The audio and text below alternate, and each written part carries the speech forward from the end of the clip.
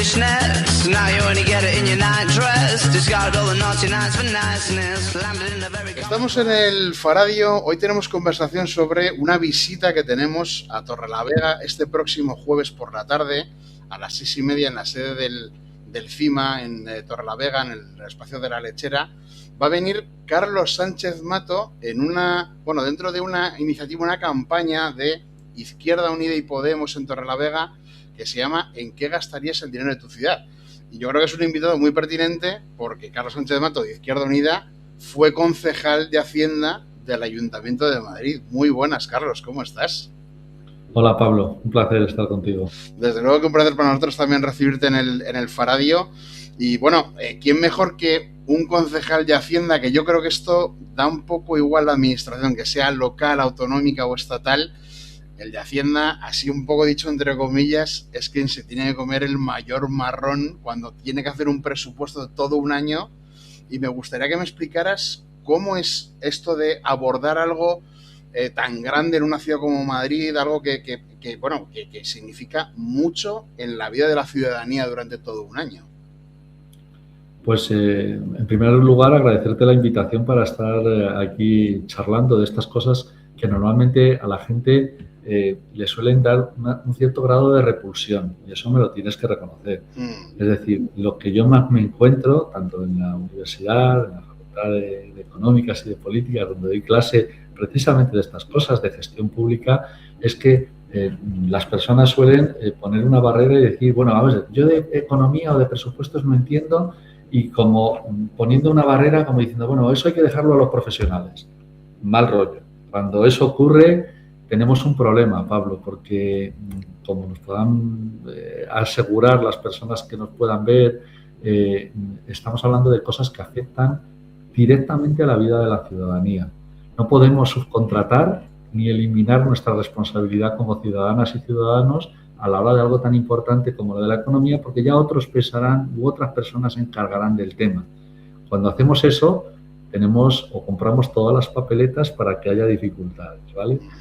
Todo el mundo tiene que ser súper experto o experta en presupuestos. No, pero el sentido común lo tenemos todas y todos. Y sobre todo esa pregunta que tú dices y que ilustra de una manera bastante sencilla el qué queremos para nuestras ciudades o qué queremos para nuestra comunidad autónoma o qué queremos para nuestro país, es algo esencial.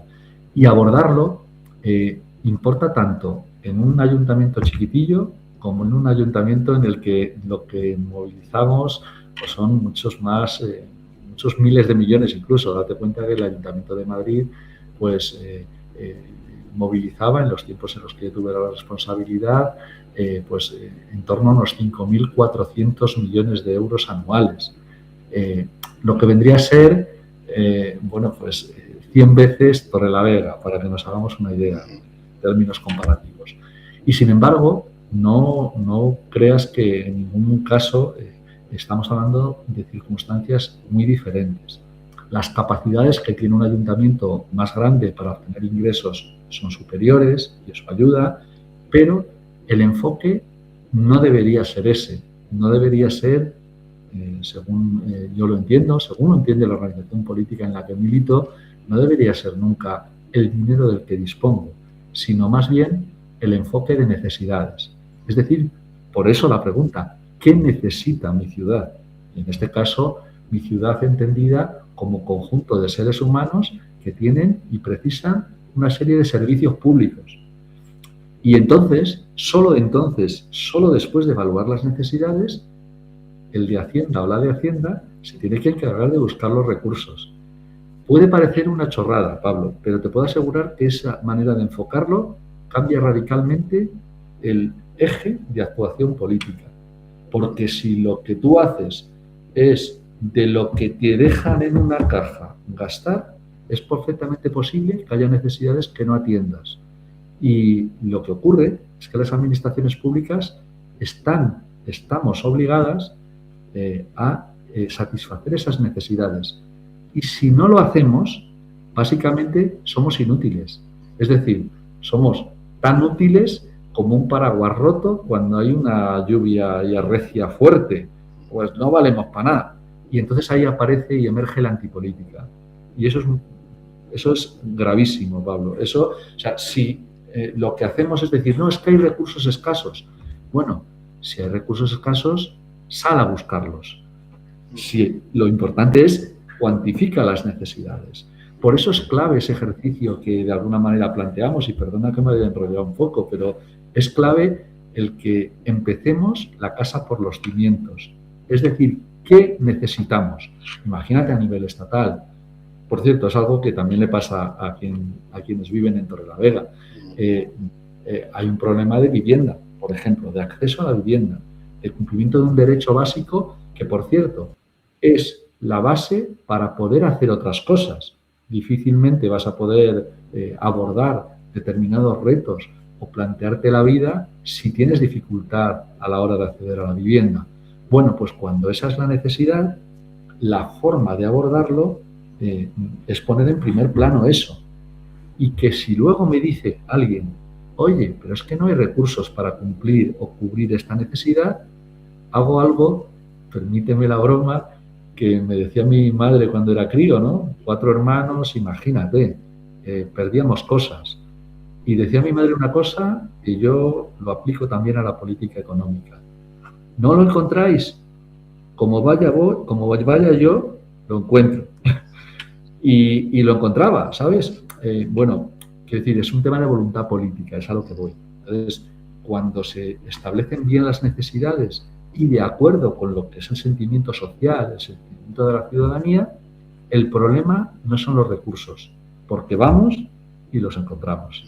Y eso intenté demostrar en mi planteamiento político en Madrid. Y, por cierto, me atrevo a decir, no soy quien para, encima además, porque además no es un tema que sea mérito personal mío, sino del equipo y de mi organización que me apoyó para poder desarrollarlo, pero nos dijo gente como Esperanza Aguirre o como los grandes gurús del Partido Popular en aquella época que lo que planteábamos iba a arruinar a la ciudad de Madrid.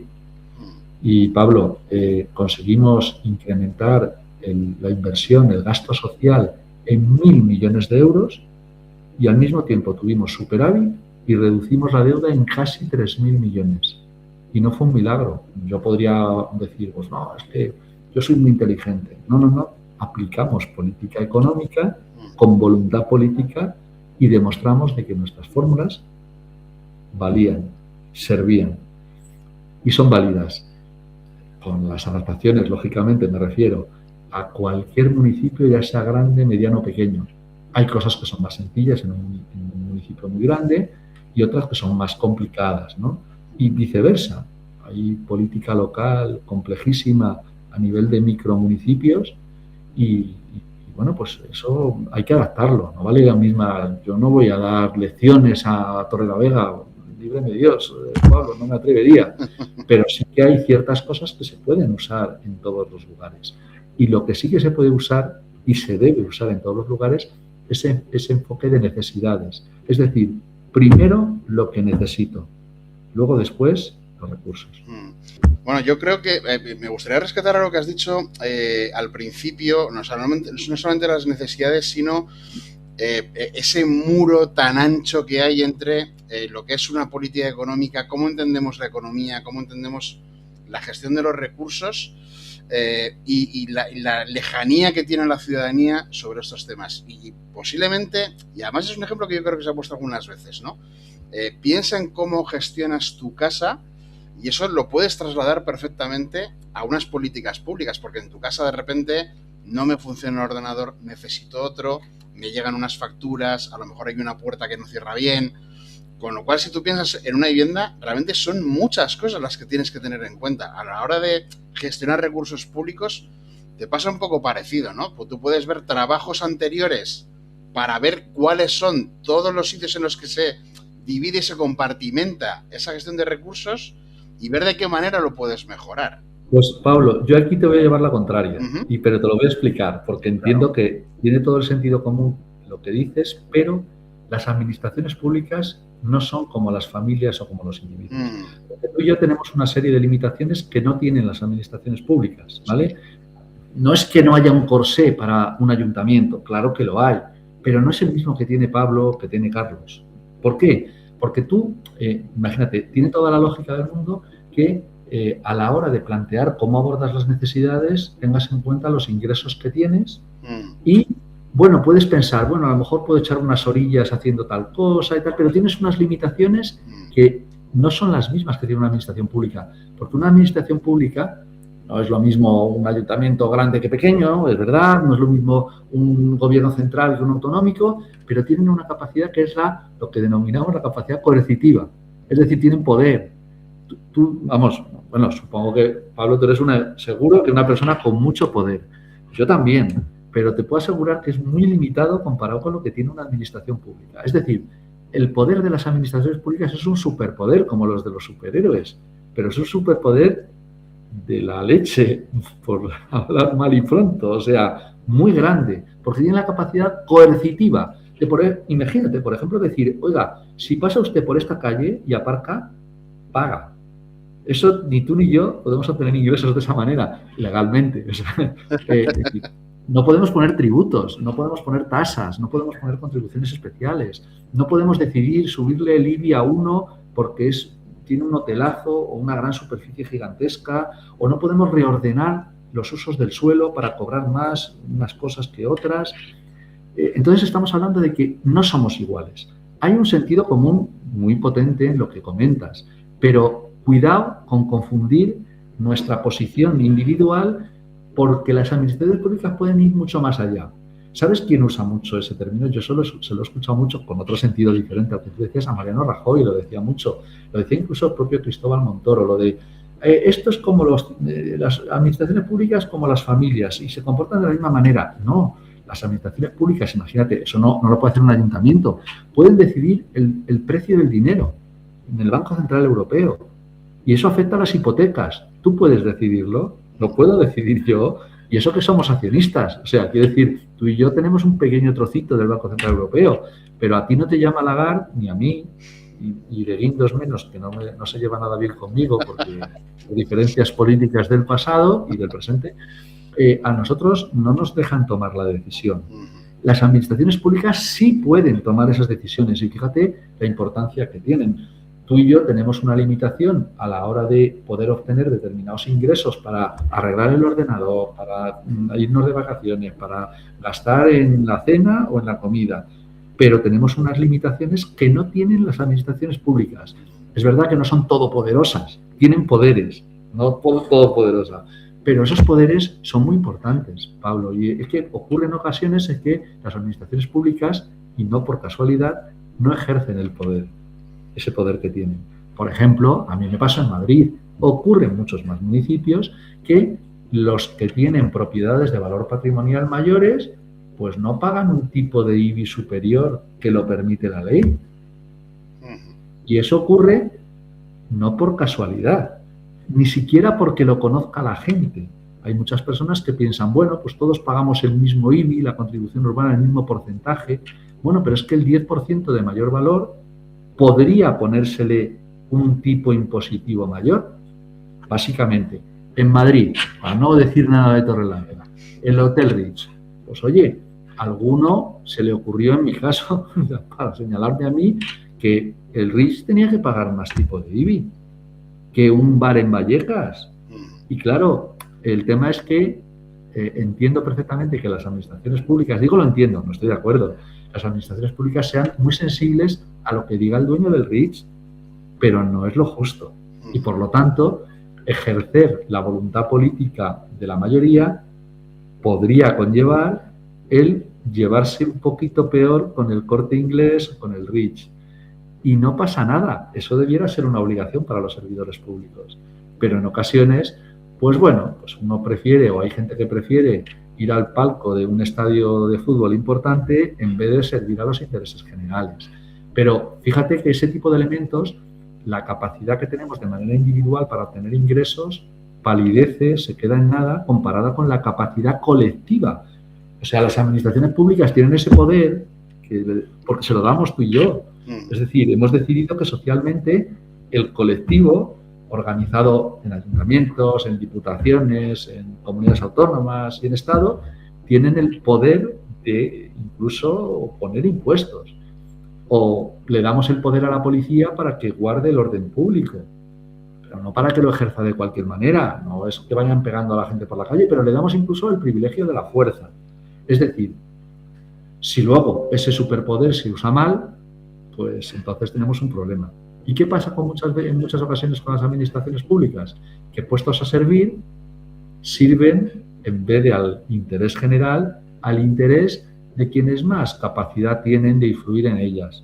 Y eso es un enorme defecto y también genera movimiento de antipolítica, que es muy nocivo, porque al final si la gente deja de creer en la acción colectiva, pues puede pensar que cada uno por su cuenta se las apaña mejor, porque si el paraguas está roto, lo que decía al principio, pues bueno, pues cada uno por su cuenta.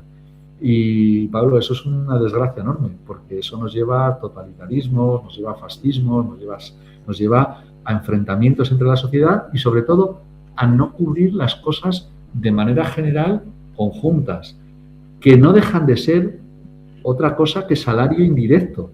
Es decir, que haya unos servicios culturales, por decir una cosa que a lo mejor la gente la pone en último lugar, pero que haya servicios culturales o información local de manera adecuada, eso es un servicio público y es una parte de nuestra retribución, de nuestros ingresos de manera indirecta. Si tenemos mejor sanidad o mejor educación, pues quiere decir que nuestro salario indirecto es más elevado. El salario directo ya sabemos cuál es y es el que recibimos por nuestra nómina, por nuestra pensión, por lo que sea que recibimos. Pero el indirecto, que es ese gasto público que hacen las administraciones, fíjate si puede ser importante y puede cambiarle la vida a la gente. Puede compensar déficits enormes. Puede hacer que alguien que recibiendo un determinado servicio público, en vez de estar bajo el umbral de la pobreza, no lo esté. No puede todo la administración pública, pero fíjate si tiene margen de actuación. Por lo tanto, la pregunta tiene mucho fondo.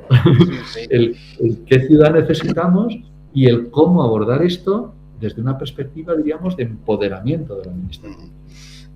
Yo antes iba más por el tener en cuenta que hay muchos compartimentos a los que tienes que dotar de recursos para después tener una ciudad mejor. Eso completamente de acuerdo. Y me viene muy bien esta manera que has hecho de llevar un poco la contraria para hablar del poder que tiene una administración, y me viene muy bien para la siguiente pregunta, que es la participación ciudadana también a la hora de elaborar unos presupuestos, que eso es una cosa que en esa legislatura en la que gobernasteis en la ciudad de Madrid sí que abristeis ese canal de participación, y yo sé que es algo que no se ha cerrado después. Lo que no sé es si se utiliza tanto y con los mismos fines.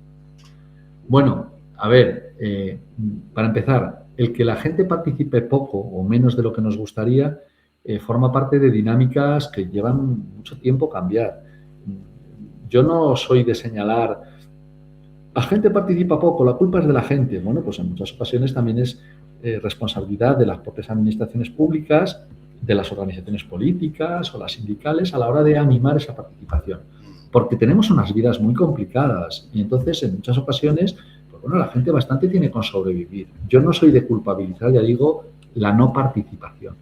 Pero las nuevas tecnologías y la capacidad que en el momento actual tenemos de canalizar la misma nos deberían obligar a que al menos participe más gente. Fíjate, en los presupuestos participativos de la Ciudad de Madrid que pusimos en marcha, una de las cosas que ocurrió es que al entonces concejal que se encargaba, diríamos, de la gestión de esos presupuestos, pues claro, le tocaba ir a llamar a la puerta del de Hacienda, que era quien te habla, para decir cuántos recursos. Entonces me decía, yo he calculado necesidades por en torno a unos 50 millones de euros. Le digo, pero ¿son todas las necesidades? No, he puesto lo que creía que me ibas a dar y tal. Y le dije, pues mira, en vez de 50, ¿crees que mejor lo harías con 100 millones?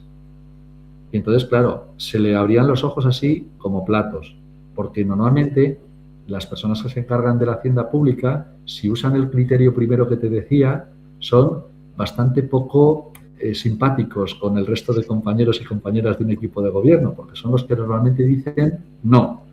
En mi caso, lo que decía es, pide lo que necesites.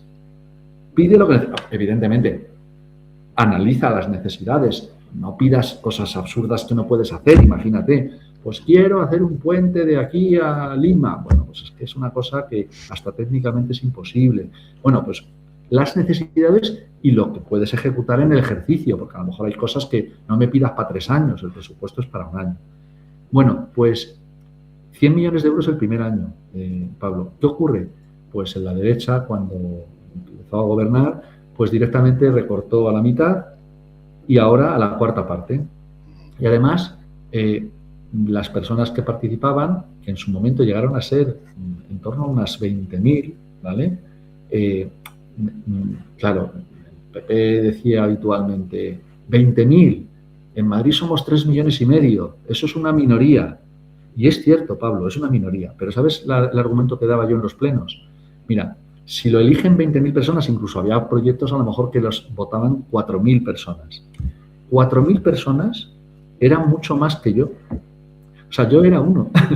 4.000 eran 4.000 cabezas y sentimientos, bueno, pues que tenían más capacidad de acertar 4.000 que uno solo. Con lo cual, por supuesto que hay que ir por esa vía. No hablo de la totalidad del presupuesto porque a lo mejor no es operativo, pero de dedicar partidas presupuestarias muy significativas a cubrir necesidades que quien mejor las conoce es la persona más cercana, y eso también tiene sus riesgos. Es decir, eso no es la panacea de la participación democrática. No resuelve todos los problemas, entre otras cosas porque hay mucha gente que ni quiere ni va a participar nunca. Pero no podemos lastrar la posibilidad de los que sí que quieren hacerlo. Como tampoco todo el mundo va a movilizarse en manifestaciones, y muchas veces, bueno, vamos a los que sí vamos a movilizaciones, a manifestaciones, decimos, teníamos que ser más, pero yo creo que lo que hay que hacer es valorar a quien empuja para intentar que los márgenes se trasladen, y en este caso los procesos participativos en presupuestos pueden permitir sensibilizar más a las personas a la hora de la realización de políticas públicas, que puede ser poner unos columpios o puede ser algo relacionado con la forma de acercarse a los vecinos y vecinas. Es decir, no todo tienen por qué ser obras, o hay muchas formas de políticas públicas, unas con más presupuesto, otras con menos, pero en cualquier caso, el que participe la gente no es una forma de diluir la responsabilidad. Yo no me lo planteo así. Es una manera de incorporar a la gente a esa primera línea a la hora de comprender las políticas públicas.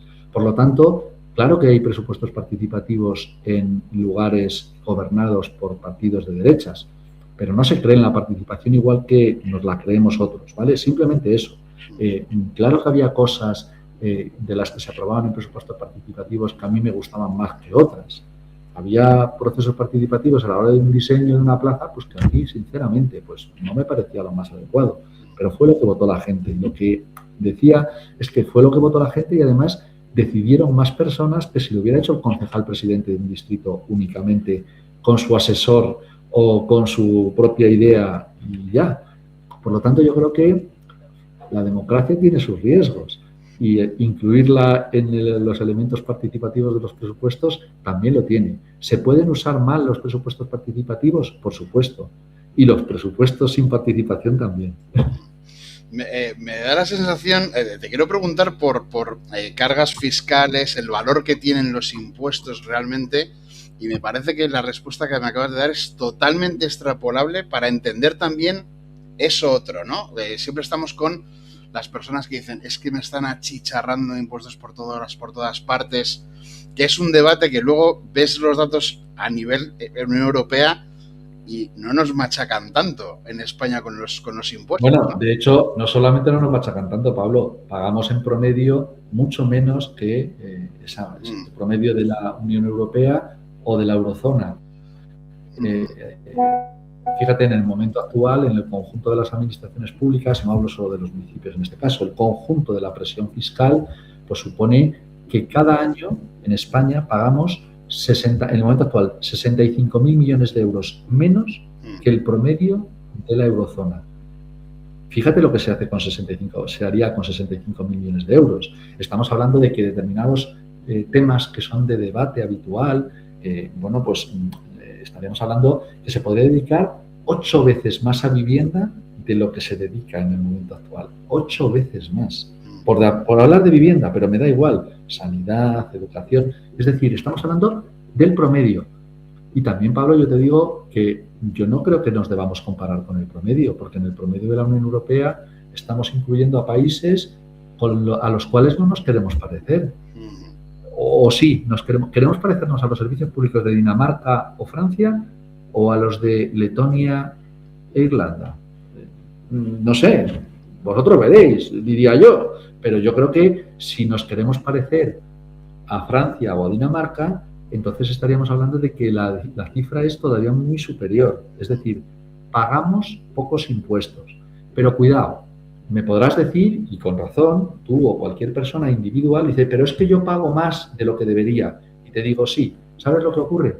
Que hay una pequeña parte de la población, que es la que más tiene, que se va de rositas, que se escaquea a la hora de pagar impuestos, o de manera individual o de manera empresarial. Fíjate, en el momento actual, el tipo efectivo, lo que de verdad pagan las empresas en impuestos de sociedades, es el 10%. Si tú miras la nómina de cualquier trabajador o trabajadora, pues va a tener retención, desde luego el promedio, muy por encima de esa cantidad. Entonces, existe un legítimo cabreo por parte de muchas personas que dicen, oiga, que aquí no se está pagando de manera justa. Y eso es cierto. De hecho, no es que lo diga yo o que lo digas tú, es que lo dicen las encuestas del FIS que hay sobre el tema, que son anuales y que hacen referencia a los impuestos. Fíjate, el 80% de la gente piensa que no se pagan impuestos de manera justa en nuestro país, porque no pagan más los que más tienen. Que, por cierto, es algo que viene en la Constitución, en el artículo 31, ¿vale? La progresividad fiscal. Por lo tanto, cuando algunas personas hablamos, organizaciones políticas como Izquierda Unida, que hemos planteado, pues bueno, el último planteamiento de reforma fiscal, tuve el enorme placer de presentarlo con mi coordinador general, Antonio Maillo, pues hace menos de 6 meses en el Congreso de los Diputados. Pasó sin pena ni gloria la presentación, porque claro, metíamos el dedo en el ojo a las grandes empresas, a los grandes patrimonios que se siguen escaqueando de pagar. Bueno, pues a legislación hecha ad hoc para que los que más tienen paguen menos. Claro, la reforma fiscal que planteamos supone que la mayor parte de la gente no se vería afectada por ella, pero sí hay una minoría de grandes patrimonios y grandes empresas que tendrían que contribuir más para acercarnos a esos promedios de los que estoy hablando. A ver, tener voluntad política de hacer una reforma fiscal justa, pues la tiene de manera teórica mucha gente. En la realidad, mucha menos. Cuando hemos estado con la matraca de la reforma fiscal, algunos compañeros y compañeras en el ámbito del gobierno de coalición, a mí siempre nos solía decir María Jesús Montero que este año no, el próximo. el próximo. Siempre había una excusa.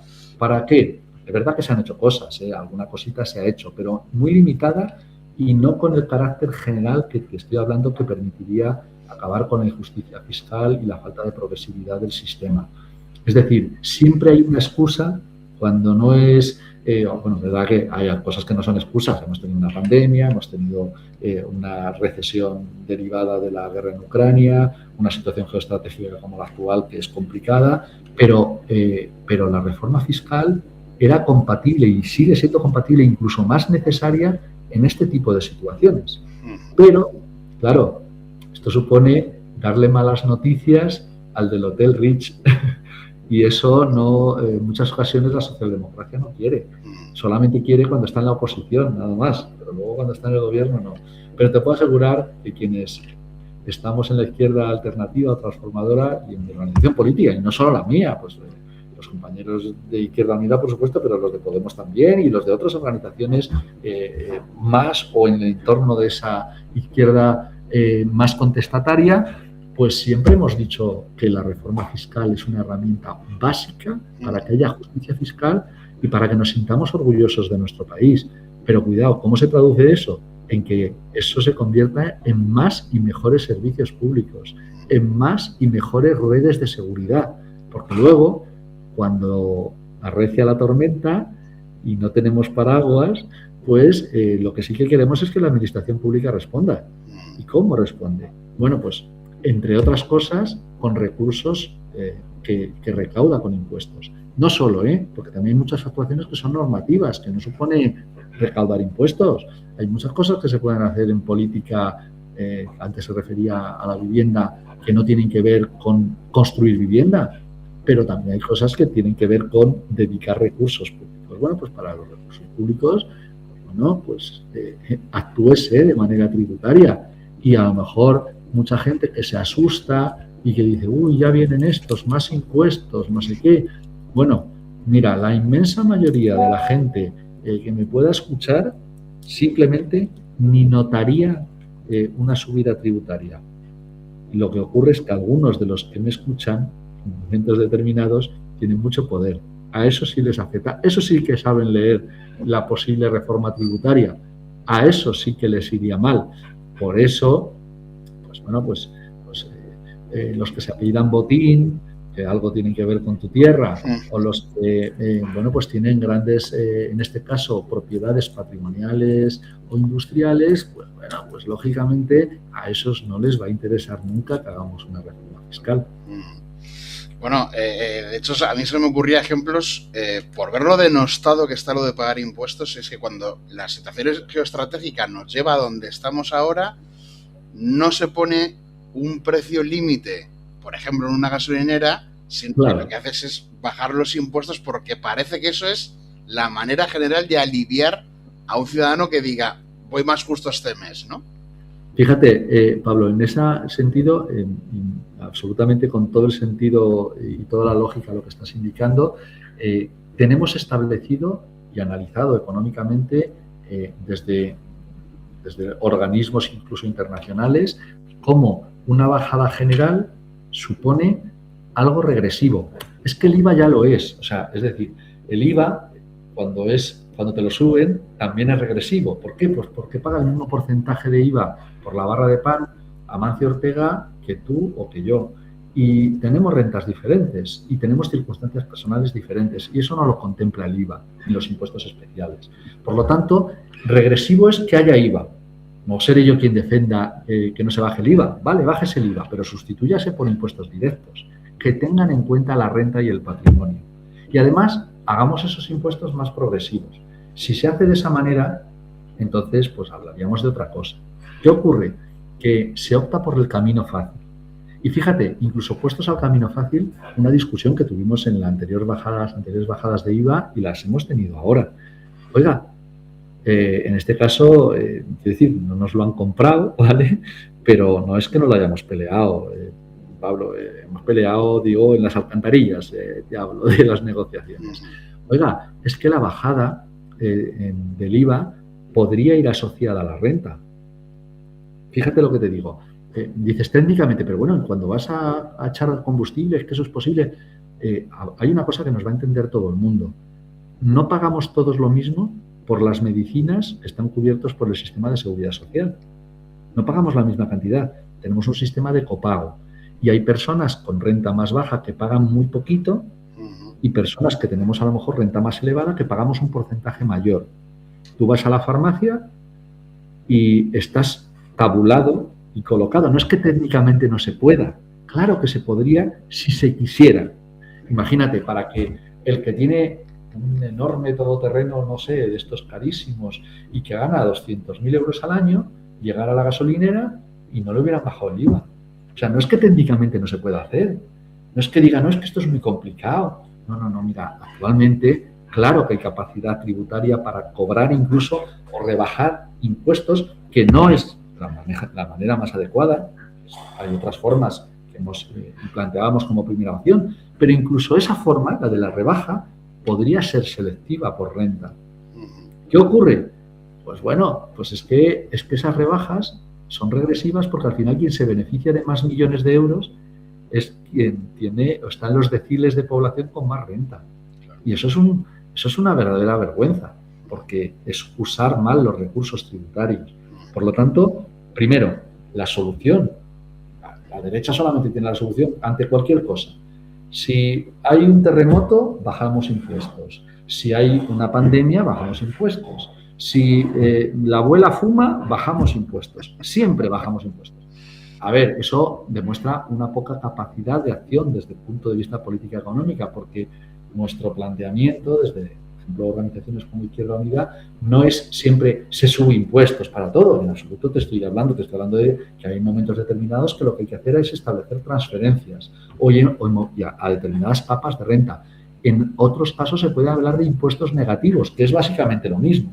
Es decir, es realizar como lo de la maternidad, que seguro que sabéis cómo funciona tu gente y tus oyentes y quienes os ven lo saben. Es decir, te devuelve la hacienda pública simplemente con presentar un impreso, te pagan 100 euros al mes por tener críos y es un impuesto negativo, es decir, es una transferencia. Y eso se puede limitar, si se quiere, por renta, por ejemplo, por patrimonio, por ambas cosas. Es decir, hay muchas formas de actuar de manera selectiva. Pero cuando se quieren cosas generales, normalmente lo que se está haciendo es beneficiar, a lo mejor, a las personas que tienen más dinero y, por tanto, más poder. Y eso no es lo más adecuado. Entonces, bueno, pues